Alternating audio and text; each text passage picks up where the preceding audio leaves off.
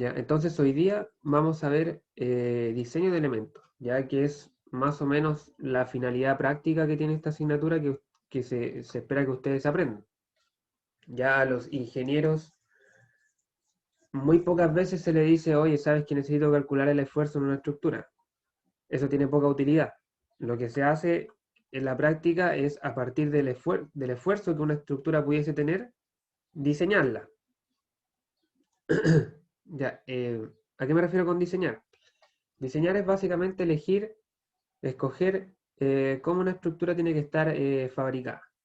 Y ahí hay dos variables que nosotros podemos escoger. La primera es el material. Si nosotros vamos a fabricar una máquina o una estructura, podemos elegir de qué material va a estar hecha. Y la segunda variable son las dimensiones. ¿Ya? Podemos determinar de cuánto va a ser el área de la sección transversal, cuánto va a ser el largo, etc. Y de esas variables depende el esfuerzo. Así que, eh, así que eso en cuanto al diseño. Y para diseñar aparece un concepto que es súper importante, que es el esfuerzo admisible. Ya, la idea básica de diseñar un elemento o estructura es el de, como dije, seleccionar el material y las dimensiones de tal manera que el esfuerzo se restrinja a un valor que sea seguro. Ya, para esto las estructuras y máquinas son analizadas para determinar qué carga pueden soportar en el uso cotidiano. Para garantizar que eh, la seguridad o el buen funcionamiento de una máquina se escoge un esfuerzo admisible, que es un valor menor al que el material del cual está constituido el elemento puede soportar. La razón de esto son eventualidades. Bueno, ¿a qué me refiero acá? Nosotros, mediante un análisis, ¿cierto?, podemos determinar que un elemento mecánico va a estar sometido a tal solicitación, a tal fuerza, a tal fuerza. Y de esa manera escoger el material y las dimensiones para que soporte esa carga. Sin embargo, en el funcionamiento cotidiano del material existen eventualidades que pueden llegar a dar, que se pueden llegar a dar, ¿cierto?, en el uso de la estructura máquina, lo que puede resultar en que la carga para lo cual nosotros diseñamos sea diferente a la carga real que se aplica en él.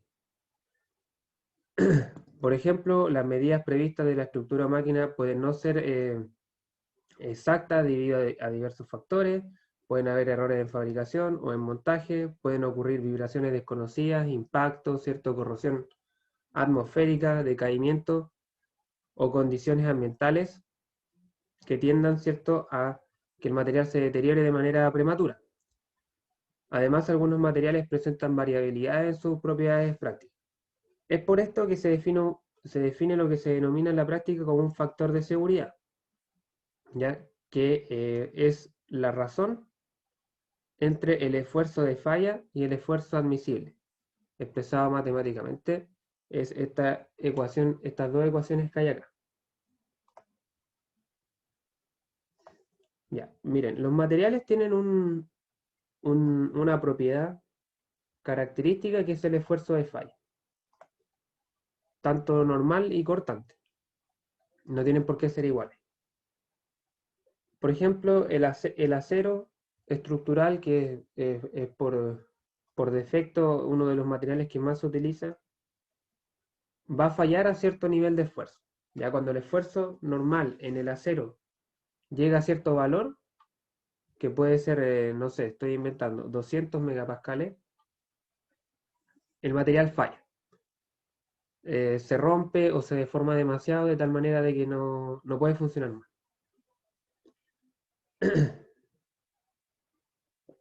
Supongamos que el esfuerzo normal de falla del acero es 200 megapascales, como dije.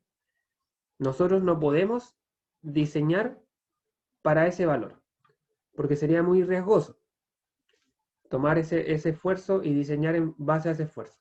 Lo que se hace es escoger un esfuerzo menor y diseñar a partir de ese esfuerzo menor para tener cierta holgura. Y ese esfuerzo menor es el esfuerzo admisible. Por ejemplo, yo puedo decir, como dije, el acero falla a los 200 megapascales, pero yo voy a diseñar como si fallara a los 150 megapascales, ¿ya? De esa manera voy a tener 50 megapascales para combatir o para estar bien preparado para cualquier eventualidad, ¿ya? Si por ejemplo aparecen vibraciones en el material, o si aparece una carga desconocida de impacto, o si la corrosión atmosférica hace que esas propiedades del material decaigan, etcétera. Voy a estar preparado, voy a tener 50 megapascales de holgura, ¿cierto? Para poder moverme. Entonces, tenemos el esfuerzo de falla, que es una propiedad del material, y el esfuerzo admisible, que es un esfuerzo que yo elijo como diseñador, para el cual yo me voy a basar para hacer el diseño.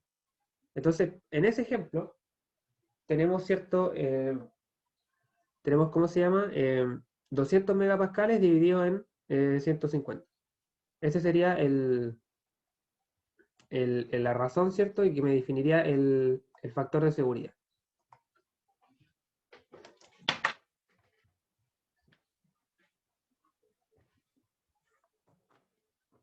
Entonces, tendríamos 200 dividido en 150, eso me da un valor de 1,3. Estaríamos trabajando ahí con eh, un factor de seguridad de 1,3. Esa es la idea, el trasfondo que hay acá. Lo mismo ocurre con el esfuerzo cortante. Ya los materiales, al igual como tienen un esfuerzo de falla por carga normal, tienen otro por falla cortante.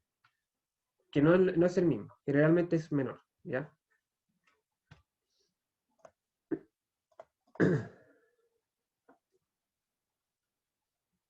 Ya, ahora como decía, el esfuerzo de falla, ¿cierto? Es una propiedad intrínseca del material, el cual se determina por medio de ensayos experimentales del material, y el factor de seguridad se determina en base a la experiencia, de manera de tomar en cuenta las incertidumbres que hemos mencionado. El objetivo, ¿cierto?, es evitar una posible falla del material, una falla prematura. Por lo general se escoge un factor de seguridad mayor que 1, ¿ya?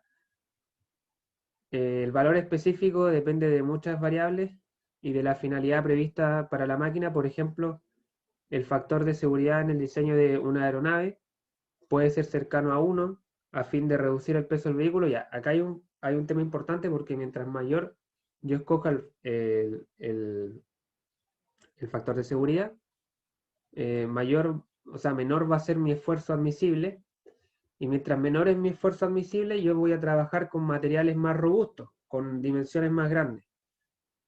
Si escojo dimensiones más grandes, voy a tener elementos más pesados, y me va a salir económicamente más caro, y dos, voy a tener, por ejemplo, en este caso, que es el ejemplo de la aeronave, vamos a tener mayor material en la aeronave. Y eso puede ser contraproducente, porque nosotros queremos que la aeronave sea lo más liviana posible. Entonces hay varios factores que hay que tomar en cuenta. Otro ejemplo, una planta nuclear, es probable que el factor de seguridad en este caso sea muy elevado, ¿cierto?, cercano a 3, ya que pueden existir harta incertidumbre y también los riesgos que se corren son mayores.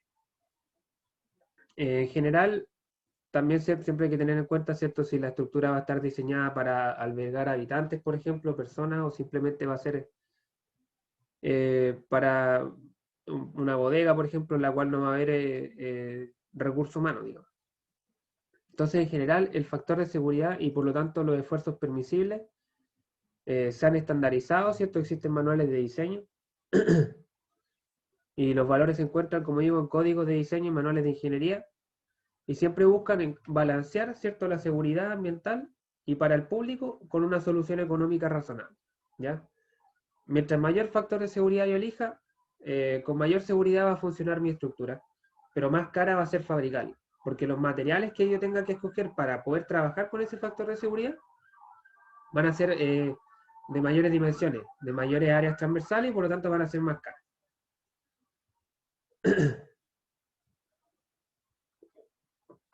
Vamos a ver un ejemplo ahora en detalle, un ejemplo teórico en detalle, que es el siguiente. Ya, vamos a suponer que como ingenieros, ¿cierto?, tenemos que diseñar un galpón en el cual se va a albergar una línea de producción en la planta en la que nosotros trabajamos. Ya trabajamos en una empresa y tenemos que diseñar un galpón que va a albergar una línea de producción. Para esto, ¿cierto? Diseñamos el siguiente perfil estructural de galpón, ¿cierto? Con las dimensiones necesarias para la funcionalidad que se le quiera dar. Ya, vamos a hacer nuestro diseño, ¿cierto? Este va a ser el perfil del galpón, ¿cierto? Con las dimensiones, como se dice acá, necesarias para albergar, ¿cierto? La línea de producción, las máquinas, etcétera, las personas que van a trabajar ahí, etcétera. Entonces, diseñamos nuestro perfil. Lo siguiente sería determinar y hacer un estudio de las cargas o solicitaciones que van a afectar al galpón en su uso cotidiano. Supongamos que el galpón está construido en una zona precordillerana en la cual nieva comúnmente en invierno y el viento alcanza velocidades considerables. Eso implica que va a haber una fuerza lateral ejercida por el viento sobre uno de los lados del galpón y el peso del techo que debe soportar y de la nieve se puede llegar a acumular en estas cargas, van a afectar al galpón en su funcionalidad. Ya, entonces tenemos dos cargas importantes acá a considerar. La primera es la carga eólica, que es la fuerza lateral generada por el viento, y la segunda es el peso, ¿cierto?, que tendría que soportar este perfil, que es una suma entre el peso del techo y el peso de la nieve que se puede llegar a acumular. Entonces lo siguiente sería modelar esas cargas. Generalmente estas cargas se modelan como cargas linealmente distribuidas. Ya, el peso del techo más el peso de la nieve, vamos a suponer que es una carga constante, ¿cierto? Que la nieve y el techo se van a distribuir de manera uniforme en el perfil del galpón. Por lo tanto, tendría esta constitución. Mientras que la carga ejercida por el viento es una carga lineal distribuida e incremental, ¿cierto? Que parte desde cero en el piso y que va aumentando a mayor altitud, ¿cierto? Las velocidades del viento aumentan a mayor altitud. Entonces tendría este modelo, las cargas que afectan a nuestro galpón. Tenemos el viento por un costado, suponiendo que siempre llega por el mismo costado, y tenemos el peso del techo y de la nieve que se acumula en la parte de arriba. Ya, entonces ya tenemos nuestro diseño, tenemos nuestras cargas modeladas. Ahora nuestro trabajo consiste en determinar el material de los cuales se van a componer las barras y las vigas, ¿cierto? Y las dimensiones de estas. De tal manera que se pueda soportar esta carga que nosotros hemos modelado. Más un factor de seguridad. Ya, nosotros queremos escoger el material de cada uno de estos elementos para que soporte esta carga. Entonces, nosotros lo que hacemos, ¿cierto?, es hacemos el análisis estructural que el mismo que nosotros hemos aprendido en estas clases. Queremos llegar desde la condición de carga de la estructura completa a la condición de carga de alguna de las piezas. Entonces supongamos, ¿cierto?, que nosotros hacemos el análisis estructural, hacemos el método de los nodos, ¿cierto?, que lo vimos al principio, y determinamos la condición de carga de la barra AB, que es esta barra que está acá en diagonal. Hacemos nuestro análisis estructural y llegamos a que esa barra está bajo esta condición de carga. Está a tensión con una carga de 3 kN aplicada en su extremo. Lógicamente que acá tendríamos que hacer lo mismo con cada barra. Llegar a la condición de carga de todas las barras. Bueno, acá son bastantes, pero se puede hacer. En la práctica generalmente lo que se hace es encontrar la barra crítica, que es la barra, ¿cierto?, la cual está sometida a la carga mayor. Supongamos que en este caso llegamos a la conclusión de que la carga que más sufre, que más carga soporta, la barra que más carga soporta es la barra AB, y que está en tensión a 3 kN.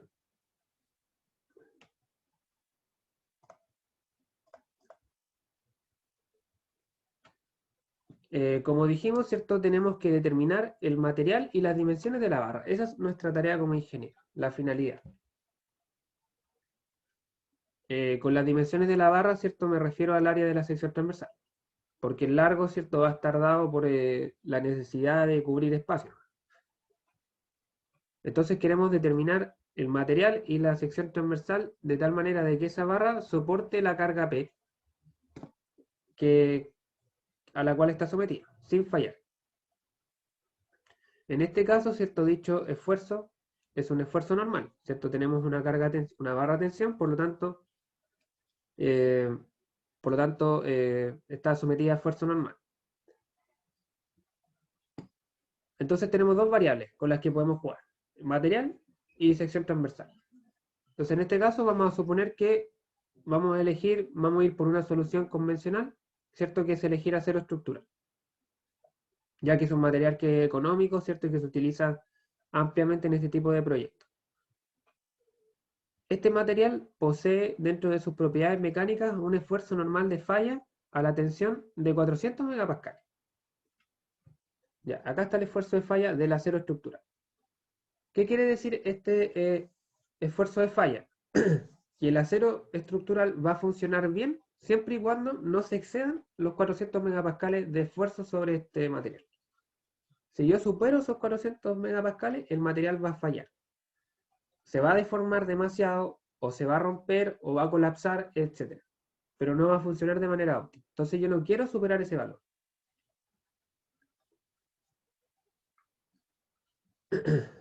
Ya, bueno, como la carga P, ¿cierto? Es una condición externa, fuera de nuestro control, y el esfuerzo de falla ya se encuentra determinado por la propiedad del material, la única variable con la que podemos jugar dentro de esta fórmula, ¿cierto?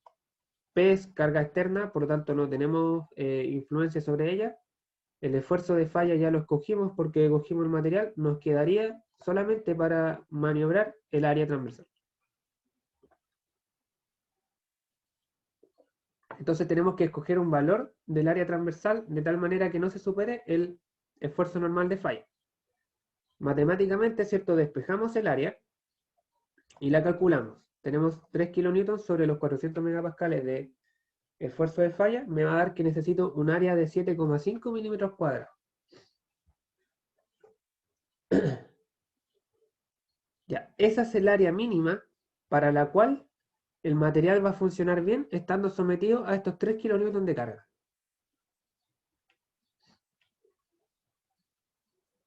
Ya, eso quiero que lo entiendan. Este es el área mínima para la cual la barra anterior va a funcionar bien estando sometido a esos 3 kN. Si yo elijo un área menor, voy a generar un esfuerzo mayor a los 400 megapascales y el material va a fallar. Entonces yo puedo elegir de 7,5 milímetros cuadrados hacia arriba. Acá estamos modelando, ¿cierto?, para la carga de falla. Todavía no metemos factor de seguridad.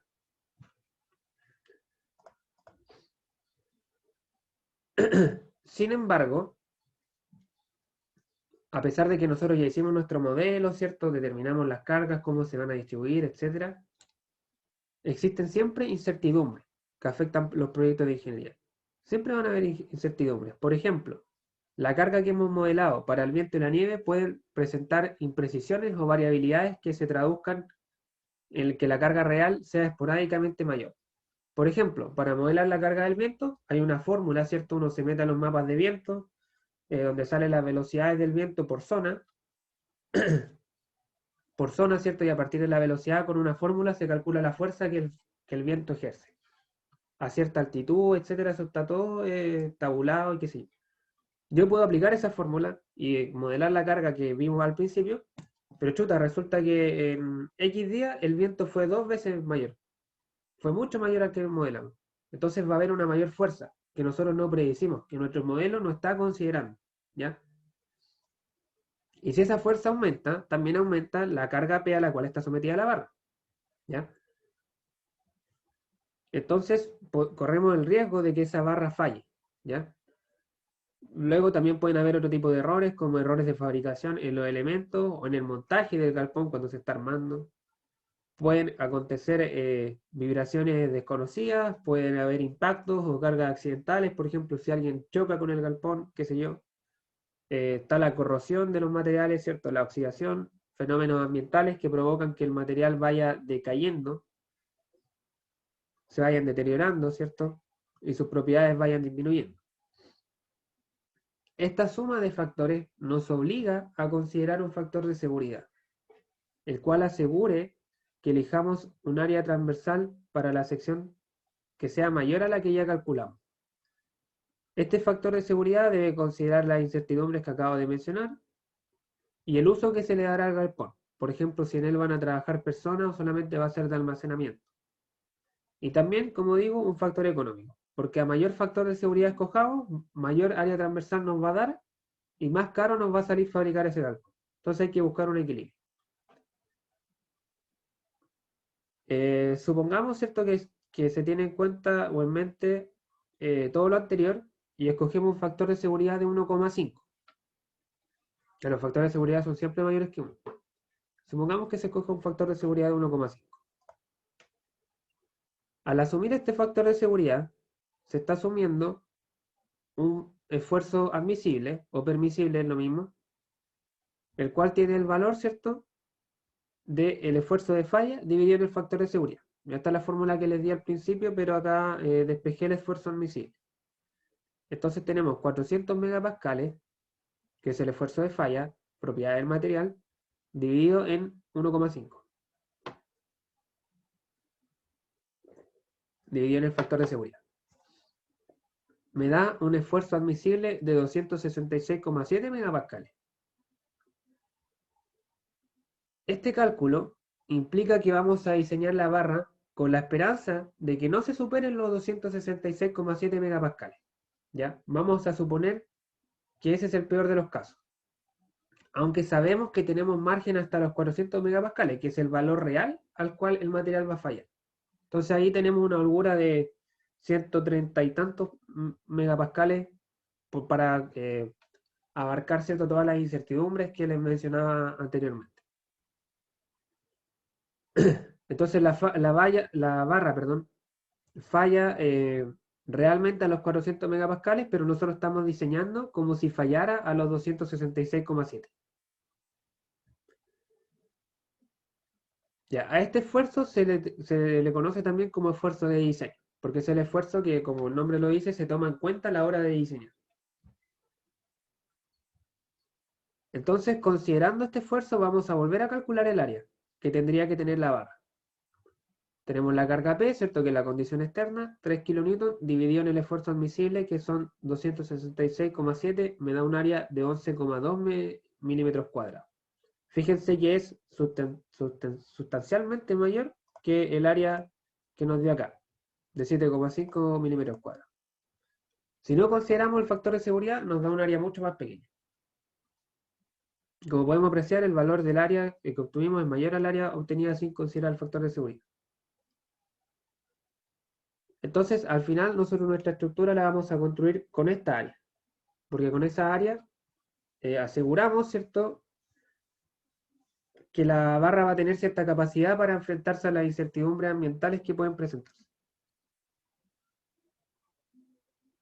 De manera análoga, ¿cierto?, se puede realizar este mismo análisis con cualquier elemento de la estructura. Acá escogimos una barra en particular, pero esto mismo se hace con todos los elementos de la estructura, con todas las barras, con las vigas, con las uniones también, por ejemplo, los pernos, si hay soldadura, también el área de soldadura se escoge de esta manera.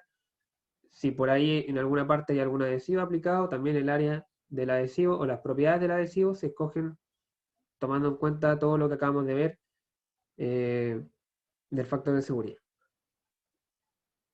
Importantes son los pasadores o los pernos que unen las barras, los cuales tienen que estar sometidos a este mismo análisis, solamente que en ese caso, ¿cierto?, los pasadores generalmente están sometidos a esfuerzo cortante. Pero esto que hemos visto acá es igualmente de válido para esfuerzos cortantes.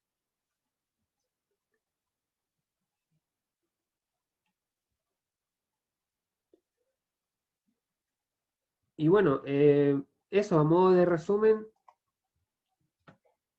básicamente lo que se hace es escoger un factor de seguridad para poder ¿cierto?, tener una holgura a la incertidumbre. Ese factor de seguridad implica que se va a trabajar con un esfuerzo de diseño que es menor que el esfuerzo de falla y que va a implicar que tengamos que escoger o materiales más resistentes o áreas transversales mayores.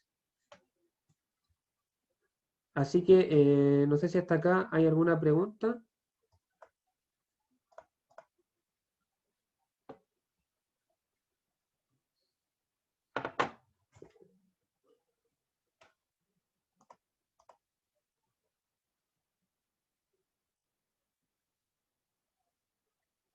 Sí, hay factores de seguridad recomendados para cada tipo de estructura.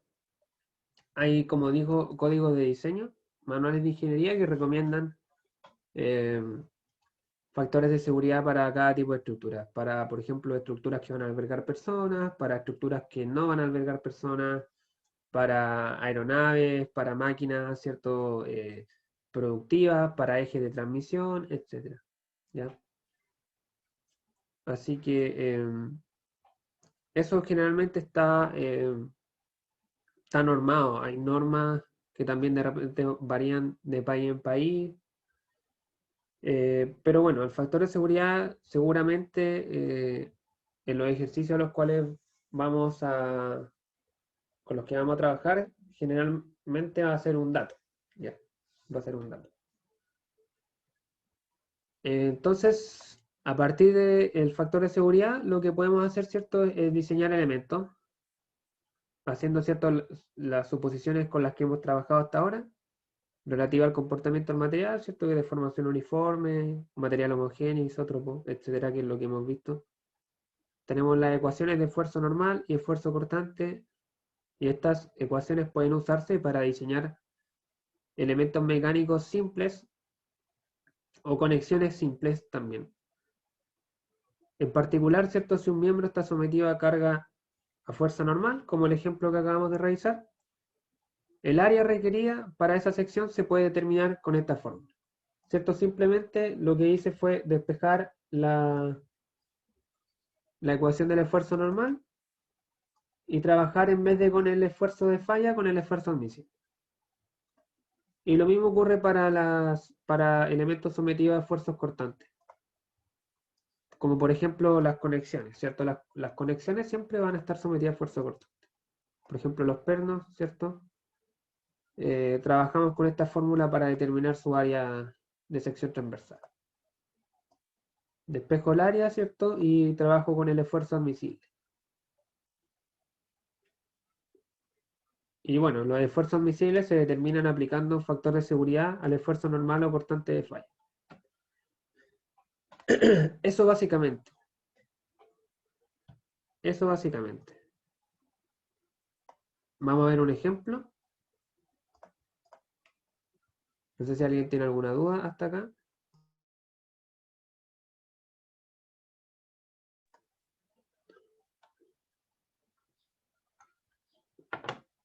Vamos a revisar el ejemplo que está en pantalla ahora.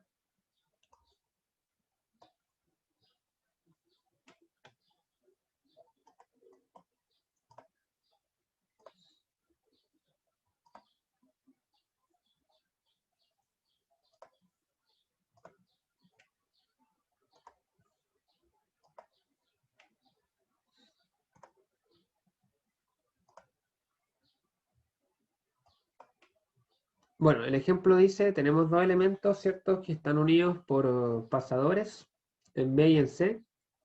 O sea, en B y en A, perdón. Bueno, en C también. A, B y C. Como se muestra en la figura, se muestra también, ¿cierto?, dos vistas superiores en las conexiones de los pasadores en A y en B. Podemos ver que el pasador en A, ¿cierto?, está sometido a cortante doble. Este pasador de acá, ¿cierto? La vista superior de este pasador es esta que está acá. Podemos ver que está sometido a cortante doble.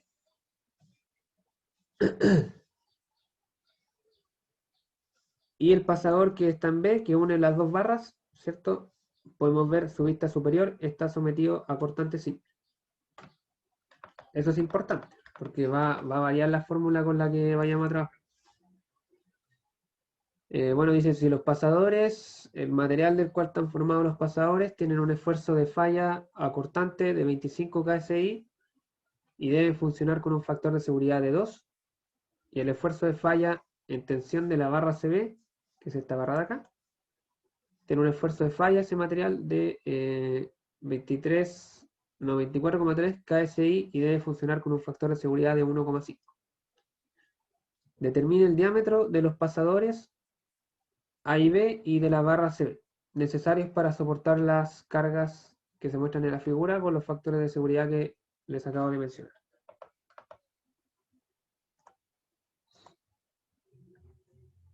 Ya.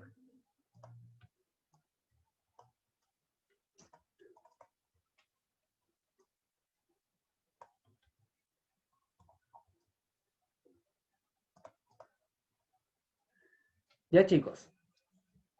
Bueno, este ejemplo tiene varios pasos. Tiene varios pasos.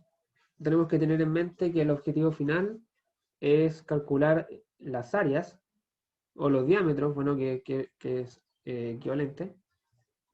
Queremos calcular los diámetros de los pasadores, que son este pasador, el pasador en A, este pasador que está en B, y queremos determinar el área de la barra BC, que es esta barra de acá. Entonces, ¿cómo determinamos el área? Con las fórmulas que acabamos de ver. O sea, si el elemento está sometido a esfuerzo normal, por ejemplo, la barra BC, ¿cierto? Podemos deducir que va a estar sometida a esfuerzo normal, ¿cierto? La barra BC, ¿cierto? El área la vamos a determinar como la carga a la cual esté sometida dividido en el esfuerzo admisible. Esfuerzo admisible. Entonces, tendríamos que determinar estas dos variables. Tendríamos que determinar la carga a la cual está sometida la barra y el esfuerzo admisible del material. Lo mismo con los pasadores. Los pasadores, al ser conexiones, van a estar sometidas a esfuerzo cortante. Entonces su área la vamos a determinar como la fuerza cortante a la cual están sometidas dividido en el esfuerzo cortante admisible. Entonces, de nuevo, tendríamos que determinar la fuerza cortante y tendríamos que determinar el esfuerzo cortante admisible. Tenemos que determinar esas cuatro variables. Vamos a ir primero con las cargas. Queremos determinar las cargas a las cuales está sometida los pasadores y la barra. Para eso ocupamos, ¿cierto?, el análisis estático, que es el que hemos estado estudiando esta última clase. Tendríamos que aquí, ¿cierto?, que escoger si hacer el diagrama cuerpo libre de alguna de las piezas o si hacer el diagrama cuerpo libre de la estructura completa. Hay varias opciones, pero si se fijan, nosotros queremos determinar la carga que hay acá y la carga que hay acá. Porque ahí están los pasadores con los cuales, en los cuales yo quiero hacer los cálculos. Entonces acá vamos a hacer el diagrama de cuerpo libre de la barra AB. Ya que es esta barra horizontal, esta de acá. Vamos a hacer el diagrama cuerpo libre de esa barra.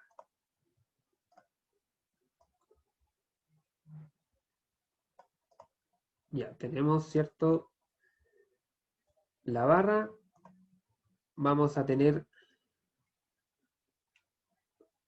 las fuerzas que actúan sobre la barra, ¿cierto? Tenemos una fuerza externa de 3 kN que está acá al medio. 3 kN. Luego, en A, ¿cierto?, tenemos un apoyo fijo. Tenemos un apoyo fijo. El apoyo fijo tiene la capacidad de ejercer dos reacciones, ¿cierto? Una vertical y otra horizontal. Y luego en B tenemos un apoyo interno, que también tiene la capacidad de ejercer dos reacciones, pero como el elemento BC, este elemento BC es un elemento sometido a dos fuerzas. a dos fuerzas. Ya, eso quiere decir que la fuerza que ejerza ese elemento en su conexión va a estar dirigido a lo largo del elemento mismo. Entonces, la fuerza que se ejerza en este pasador tiene que tener sí o sí la misma dirección que la barra BC. Entonces tendríamos acá una reacción que vamos a llamar A sub X, A sub Y. Tenemos 3 kip. Recordemos que el kip es kilolibra. Y acá tenemos la fuerza que ejerce la barra BC sobre la barra AB. Vamos a poner las cotas. Esto vale 4 pies. Y esto vale 2 pies.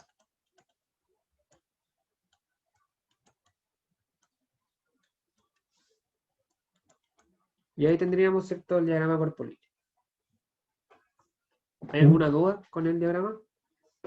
Esto ya deberían manejarlo. O sea, debería salirles casi automático. O sea, me pillo con un apoyo fijo, dos reacciones. Acá igual hay un apoyo fijo, pero como está conectado a un elemento de fuerza, ya sé la dirección de esa fuerza. Acá no sé la dirección de la fuerza, por eso tengo que poner las dos componentes. Y bueno, la dirección, ¿cierto?, es la misma que en la barra, así que tenemos 4, 3, 5. Y bueno, aplicar las ecuaciones de equilibrio. Ecuaciones de equilibrio.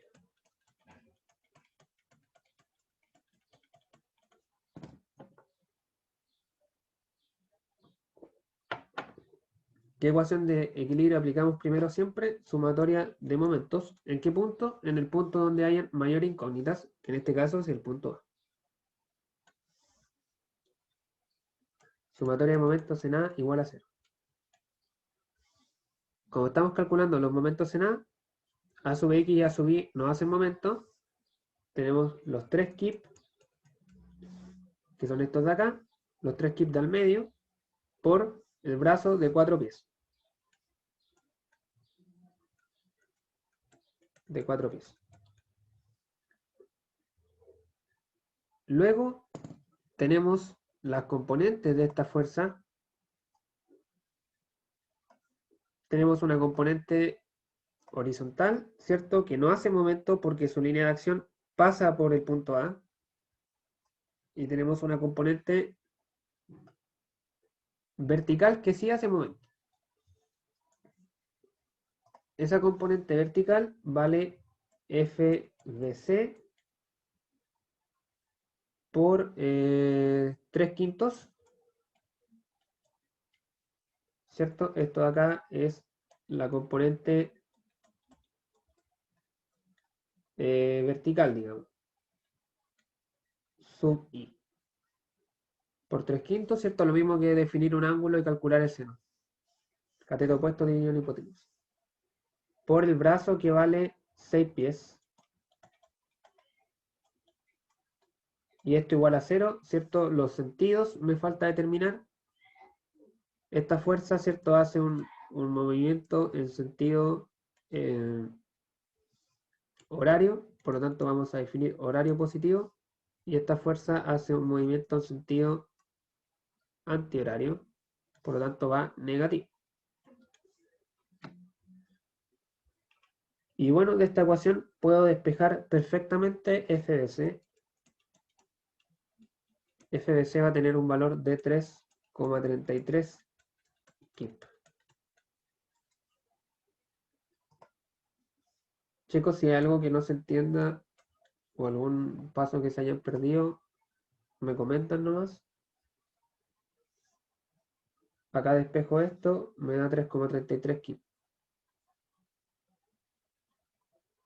Luego aplico sumatoria de fuerza en X, segunda ecuación de equilibrio, vamos a tener menos A sub X más la componente horizontal de FBC, que es por el coseno de este ángulo, que es 4/5. Y eso tiene que ser igual a 0. Despejo.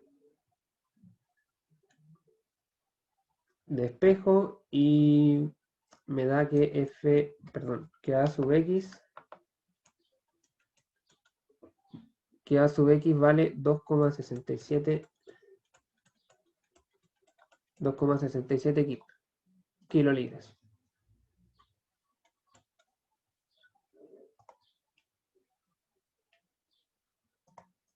Última ecuación de equilibrio, sumatoria de fuerza Ni igual a 0.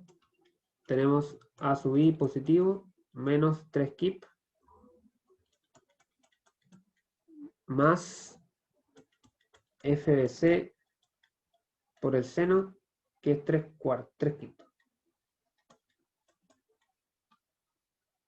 Igual a 0, despejo, y me da que A sub I vale 1 kip.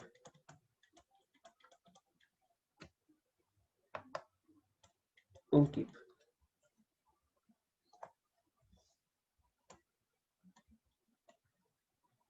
Un kip, ¿vale? Ya. Entonces tenemos calculadas las tres fuerzas en este diagrama de cuerpo libre. Ahora tenemos que ver cómo estas tres fuerzas se transmiten a los elementos con los cuales están conectados. Ya, lo primero es identificar que acá en A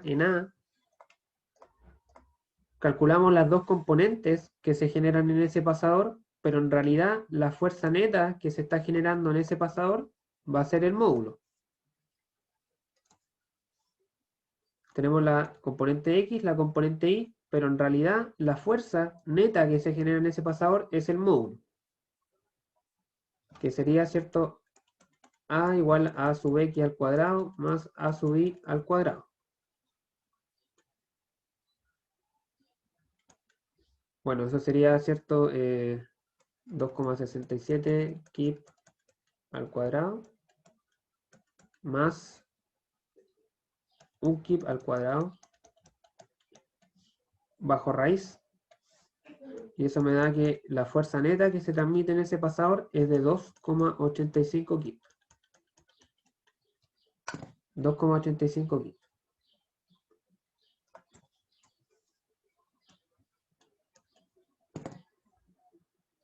Ya, entonces vamos a partir haciendo los cálculos en ese pasador. Vamos a partir con el pasador en A. Pasador en A. Fíjense que esta fuerza que está acá, esta fuerza A es la fuerza que ejerce el pasador sobre la barra. Por acción y reacción, la barra tiene que ejercer la misma fuerza, pero sobre el pasador.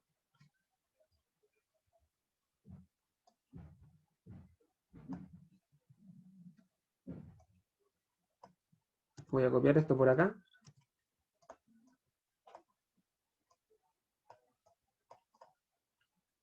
La misma fuerza que está haciendo el pasador sobre la barra tiene que ejercerse sobre el pasador. Aquí. Y esa fuerza, ya la calculamos, vale 2,85 kip. 2,85 kip. Ahora, si yo aíslo el pasador, ¿cierto? Este, como está cortante doble, su diagrama cuerpo libre va a ser este que está acá. ¿Cierto? Acá se tienen que generar dos fuerzas reactivas, ¿cierto? Una por acá, en esta unión, y otra por acá, en esta unión. Entonces, cada una de esas fuerzas va a valer la mitad, por ecuación de equilibrio, ¿cierto? 1,425. 1,425 kip y 1,425 kip.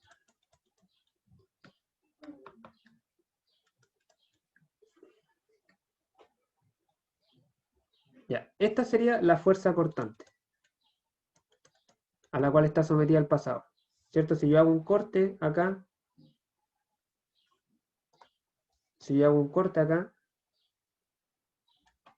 voy a obtener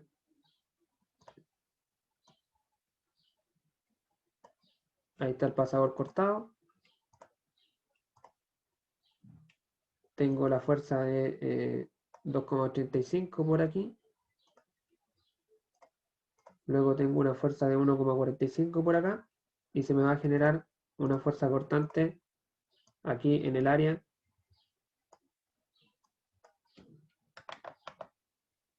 de 1,45. 1,42, perdón.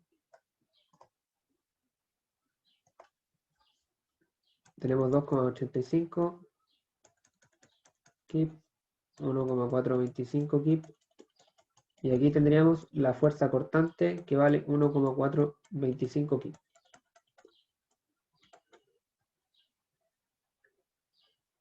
¿Se entiende este análisis?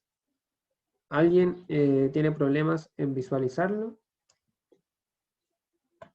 Básicamente es identificar que esta fuerza de acá, que calculamos en este diagrama cuerpo libre, es la fuerza que ejerce el pasador sobre la barra. Ergo, esa fuerza, ¿cierto?, se va a repetir en el pasador, ¿cierto?, ya que la barra va a reaccionar sobre el pasador con la misma fuerza. Luego el pasador está en cortante doble, así que esa fuerza va a dividir en la mitad, ¿cierto?, en la fuerza cortante. Y con esta fuerza podemos hacer el diseño.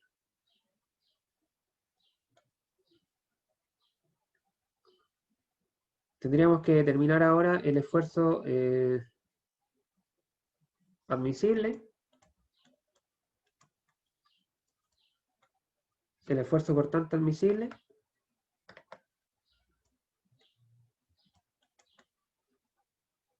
¿Qué nos dice el problema? El problema nos dice que el esfuerzo de falla es de 25 KSI y que tiene que funcionar con un factor de seguridad de 2.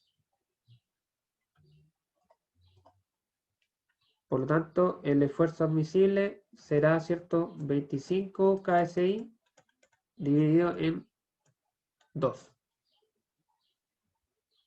Esfuerzo de falla dividido en factor de seguridad. Esto me da 12,5 KSI. Luego podemos determinar el área. Profe, disculpe, creo que cálculo hay. Es Aquí, esto Sí, es el esfuerzo admisible. El esfuerzo admisible, que es igual al esfuerzo de falla dividido en el factor de seguridad. Cortante. Esto es cortante, ¿cierto? Porque el pasador está sometido a cortante.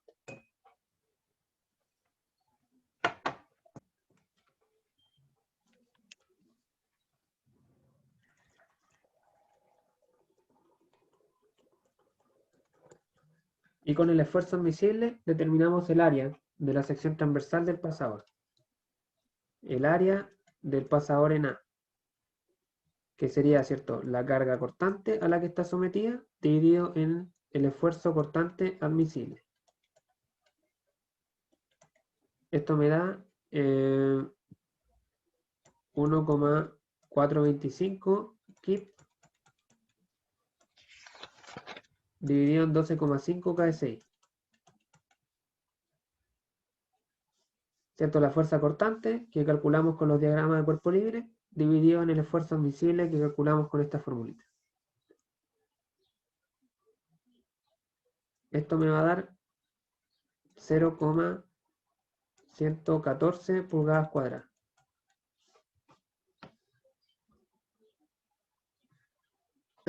¿Cierto? El kip es kilolibra y el KSI es kilolibra en pulgada cuadrada. Así que le despeja el tiro en pulgadas cuadradas. Este sería el área que tiene que tener nuestro pasador. Sin embargo, el problema nos pide calcular el diámetro. Bueno, simplemente despejamos el diámetro. El área, ¿cierto?, de una circunferencia es pi por diámetro al cuadrado dividido en 4. Y eso tiene que ser igual a 0,114 pulgadas cuadradas. Y despejamos el diámetro, que me da 0,381 pulgadas.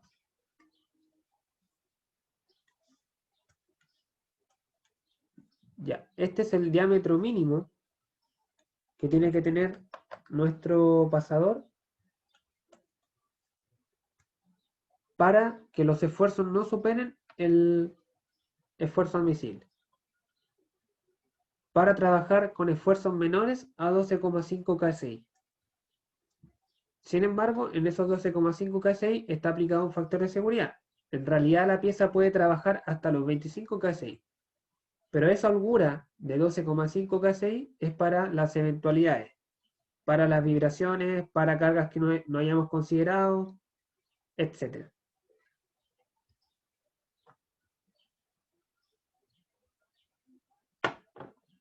¿Dudas, consultas con este cálculo?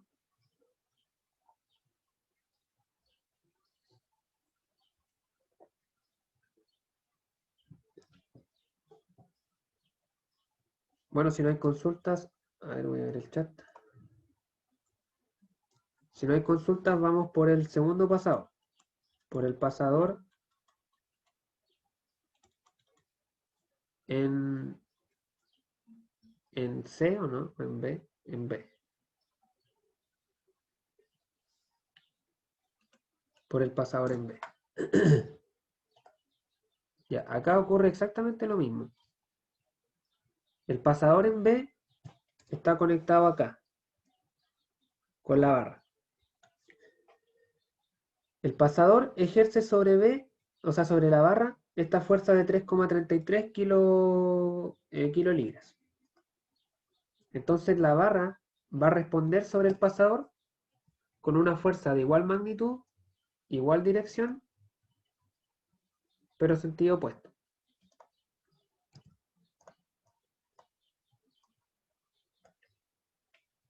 Entonces, si esta fuerza acá iba hacia la derecha, acá va a responder con una fuerza que venga hacia la izquierda, que sería una fuerza así. Y esa fuerza valdría lo mismo que vale la fuerza que ejerce el pasador sobre la barra, es decir, 3,33 kilolibras. 3,33 kilolibras. Luego, ¿cierto? Este pasador está en cortante simple, por lo tanto acá se genera en la otra unión una fuerza de vuelta que valga lo mismo.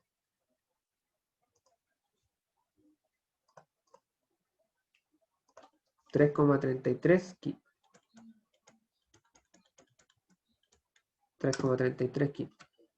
Entonces, el diagrama cuerpo libre del pasador, ¿cierto? Quedaría así. Acá está el pasador completamente aislado. Tenemos una fuerza 33, de 3,33 kip por cada lado. Hacemos el plano de corte. Hacemos el plano de corte, ¿cierto? Hacemos el diagrama cuerpo libre de una de las dos partes del corte, la de arriba o la de abajo. Bueno, en realidad este paso no es necesario si es que se entiende lo que se está haciendo. Yo acá lo hago solamente para que se pueda visualizar que se genera acá una fuerza cortante de 3,33 kg. Una fuerza cortante de 3,33 kg. Acá está la carga externa de 3,33 kg. Y con esta carga hacemos el diseño, ¿cierto? El esfuerzo admisible es el mismo porque estamos construyendo pasadores del mismo material. Entonces simplemente despejamos el área. El área del pasador en B sería igual a la fuerza cortante dividido en el esfuerzo admisible. La fuerza cortante en este caso vale 3,33 kg. Es mayor que la fuerza cortante que soportaba este pasador de acá. Por lo tanto, me debería dar un área mayor también. Dado que el material es el mismo, el esfuerzo admisible va a ser también 12,5 KSI. Esto me da un área de 0,267 pulgadas cuadradas. Luego despejo el diámetro, que debería ser de 0,583 pulgadas.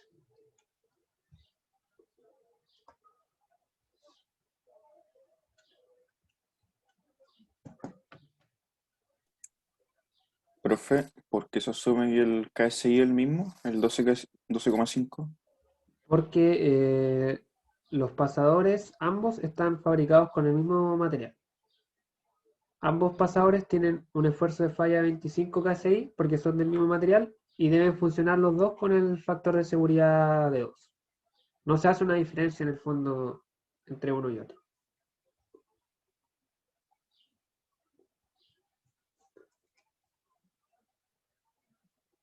Y bueno, nos falta por último la barra. Nos falta la barra BC.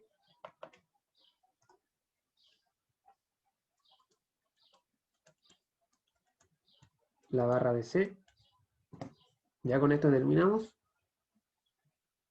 Aquí, ¿cierto? Tenemos la fuerza que hace la barra BC sobre la barra AB. Luego la barra B va a hacer una reacción sobre la barra BC. Bueno, en verdad las dos están conectadas por medio del pasador. Ahí lo que pasa es que una barra genera la fuerza sobre el pasador, que es esta. Luego el pasador genera otra fuerza y esa fuerza se transmite a la otra barra. Entonces vamos a tener la barra BC. Aquí está el punto B, acá está el punto C. Luego fíjense que si esta fuerza va hacia arriba y la derecha, sobre la otra barra va a venir una fuerza hacia abajo y la izquierda de la misma magnitud. Y luego en el otro extremo, por condición de equilibrio, ¿cierto? Tiene que generarse una fuerza equivalente así. Tenemos entonces la fuerza ABC que está transmitida acá, 3,33 kip. Luego acá se genera una reacción de 3,33 kip también. Profe, ¿Sí? ahí cómo sé que es una fuerza de tensión y no de compresión. Ya. ¿Por qué es la reacción de esta fuerza de acá? Es la reacción de esta fuerza de acá. Entonces, si esta fuerza va hacia arriba y la derecha, la reacción tiene que venir hacia abajo y la izquierda, que es esta fuerza que hay acá.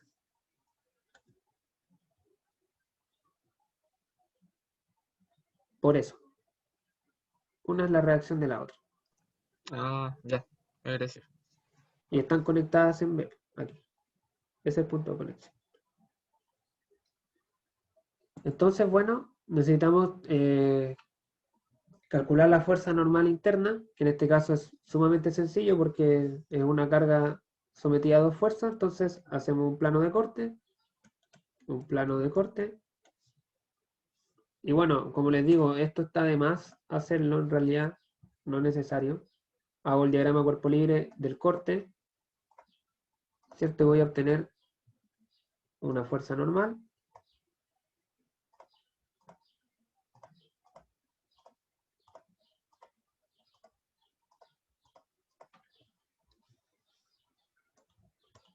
Una fuerza normal.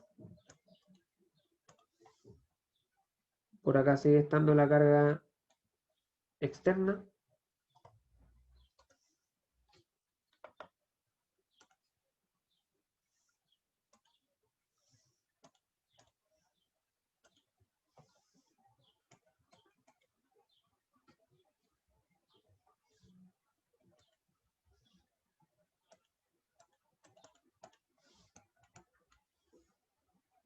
Por acá, sí, acá va a estar la fuerza normal, como digo. Disculpen aquí, este normal, que vale 3,33 kip. 3,33 kip. Y acá tenemos la carga externa FS de 3,33 kip. Ya, y con esta carga hacemos el diseño. Hacemos el diseño. Tenemos que calcular ahora sí el esfuerzo admisible.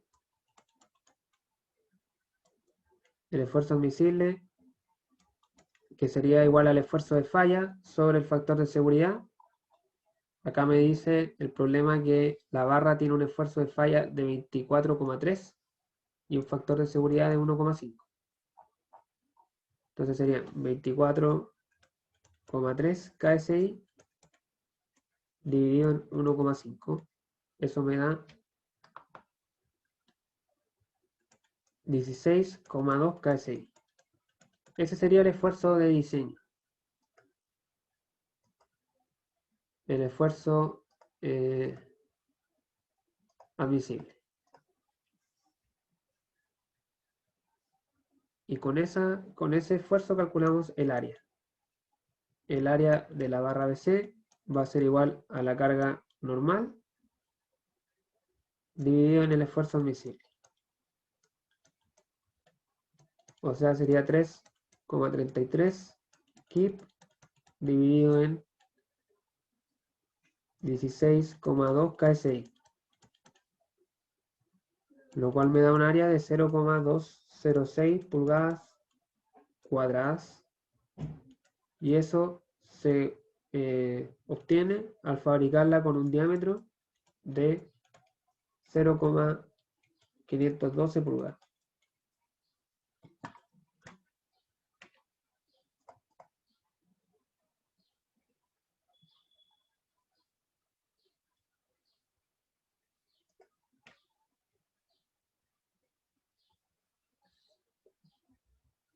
Así que así hemos calculado los 3 diámetros que nos pedían el problema. Tenemos el diámetro mínimo que tiene que tener la barra BC, el diámetro mínimo que tiene que tener el pasador en B y el diámetro mínimo que tiene que tener el pasador en A para que funcionen por debajo de los esfuerzos admisibles que se obtienen con estos esfuerzos de falla considerando estos factores de seguridad.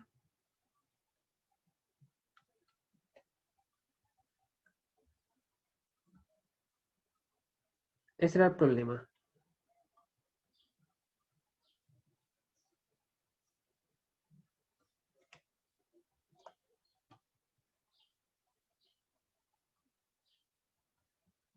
Claro, para sacar los diámetros se toma el área de la sección transversal, que es el área transversal de un cilindro que corresponde con una circunferencia, nada más, ¿ya? Acá lo hice solamente el cálculo, lo hice aquí,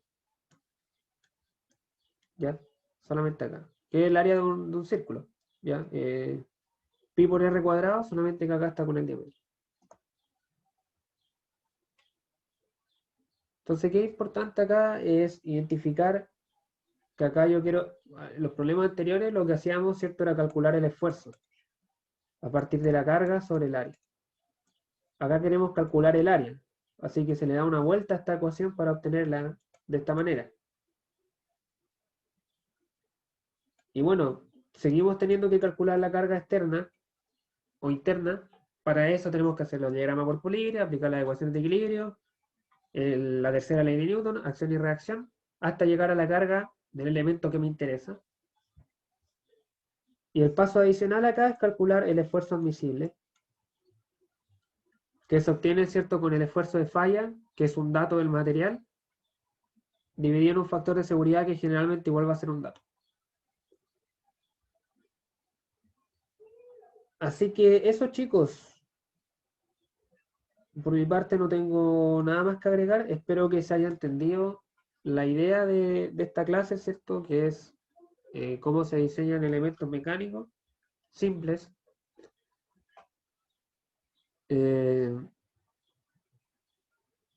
Y bueno, no sé si de su parte hay alguna consulta respecto al problema o respecto respecto al ramo en general. La prueba va a ser una prueba de desarrollo. Generalmente son 3 problemas, 3 ejercicios de igual puntaje. Así que, como les mencionaba al principio de la clase, hoy día les voy a enviar instrucciones detalladas de la prueba a su correo. Pero no es nada del otro mundo, una prueba de desarrollo. Generalmente tiene 3 ejercicios, como digo, de igual puntaje.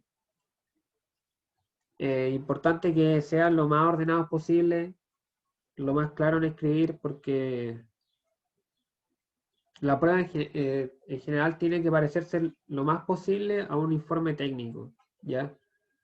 En lo que ustedes expliquen lo que están desarrollando, ¿ya? O sea, no pido que expliquen en detalle, pero, por ejemplo, poner este tipo de apuntes ayuda mucho.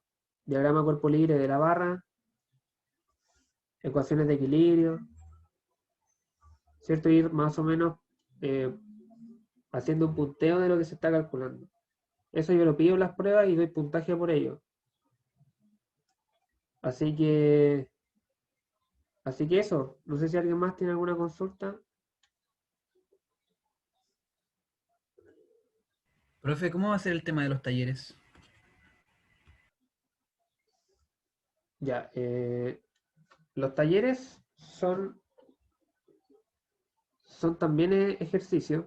Es un ejercicio que se da como a modo de tarea, en realidad. Yo se los doy y les doy un plazo determinado, que generalmente no es más que un día porque es un ejercicio corto. Y ustedes lo desarrollan y me lo envían. En particular, el primer taller, yo les mencionaba que tengo la intención de que sea la semana del 14 de diciembre. Son fuera de clase. O sea, prefiero hacerlo fuera de clase para no perder tiempo de clase, en verdad. Y en particular, el primer taller yo creo que va a ser de una lectura muy cortita, ¿ya? Que se las voy a dar con 1 o 2 semanas de anticipación. Y luego un ejercicio sobre eso. Que como digo, se resuelve fuera de clase en un plazo de generalmente 24 horas, pero en realidad toma mucho menos, o sea, no, por ese lado no piensen que les va a demandar mayor tiempo, pero va a ser de materia que vamos a ver en las próximas clases.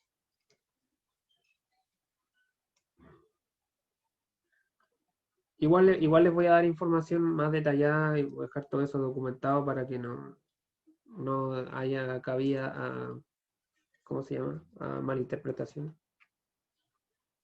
Pero así sería el taller. Es como una tarea de un ejercicio que se da un día y luego me la envían. Básicamente eso. Y la materia de ese ejercicio va a ser la materia de una lectura complementaria. Pero muy corta, no va a ser más larga que una clase, por ejemplo, que la clase que vimos hoy día.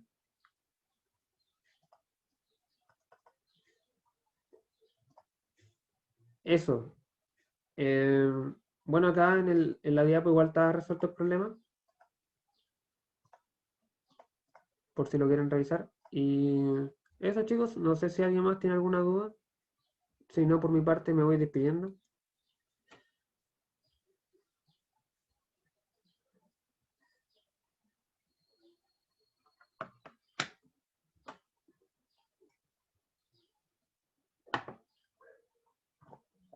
Bueno, chicos, que tengan una buena semana. Como les dije, aprovechen de estudiar para la prueba y que les vaya bien, porque es poca materia la que entra. Si se fijan, hasta ahora solamente calcular esfuerzos. Lo que hicimos hoy día igual es cálculo de esfuerzo, pero con la fórmula un poco manipulada. Yo creo que la mayor complejidad está en hacer bien el diagrama cuerpo libre, ¿no es cierto? Y interpretar bien eh, las fuerzas, qué reacciones generan, sobre qué elementos. Yo creo que por ahí puede ir la mayor dificultad. Calcular momentos igual al principio generalmente se cometen hartos errores, así que, pero eso todo eso se va mejorando con la ejercitación. ¿ya? Mientras más ejercicios hagan, mientras más situaciones distintas se enfrenten haciendo ejercicio antes de la prueba, más van a estar preparados. Así que eso, me despido. Buen día y buena semana. Y el jueves tenemos clases normales, ¿ya? La clase del jueves no entra en la prueba, pero vamos a tener clases normal. Así que eso, chicos, que les vaya muy bien. Hasta luego. Chao, profe. Profe. Gracias. Profe, muchas gracias. Chao, chao.